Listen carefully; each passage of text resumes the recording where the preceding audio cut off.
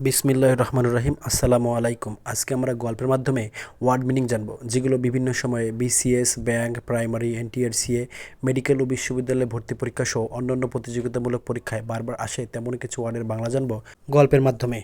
আজকের ভিডিওটা শুধুমাত্র তাদের জন্য যারা ওয়ার্ড মিনিংগুলো বারবার মুখস্থ করার পরও মনে রাখতে পারেন না। তারা গল্পটি কয়েকবার মনোযোগ সহকারে পড়লেই খুব সহজেই মনে রাখতে পারবেন ইনশাআল্লাহ।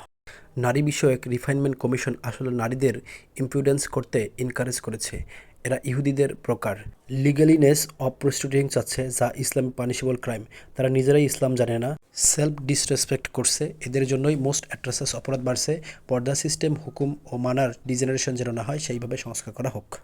রিফাইনমেন্ট অর্থ সংস্কার, ইম্পিউডেন্স অর্থ বেহায়াপনা, এনকারেজ অর্থ উৎসাহিত করা, ব্রোকার অর্থ দালাল, লিগালিনেস অফ প্রস্টিটিউটিং অর্থ পতিতা বৃদ্ধির বৈধতা। ডিসরেসপেক্ট অর্থ নিজেই নিজের অসম্মান করা, মোস্ট অ্যাট্রাসাস অর্থ জঘন্যতম, পর্দা সিস্টেম অর্থ পর্দা প্রথা, ডিজেনারেশন অর্থ নৈতিক অবক্ষয়, রিফর্ম অর্থ সংস্কার। ভিডিওটি ভালো লেগে থাকলে লাইক, কমেন্ট এবং শেয়ার করবেন। প্রতিদিন আপডেট পেতে চ্যানেলটি সাবস্ক্রাইব করে বেল বাটনটি বাজিয়ে রাখবেন। পুরো ভিডিওটি দেখার জন্য আপনাদের ধন্যবাদ।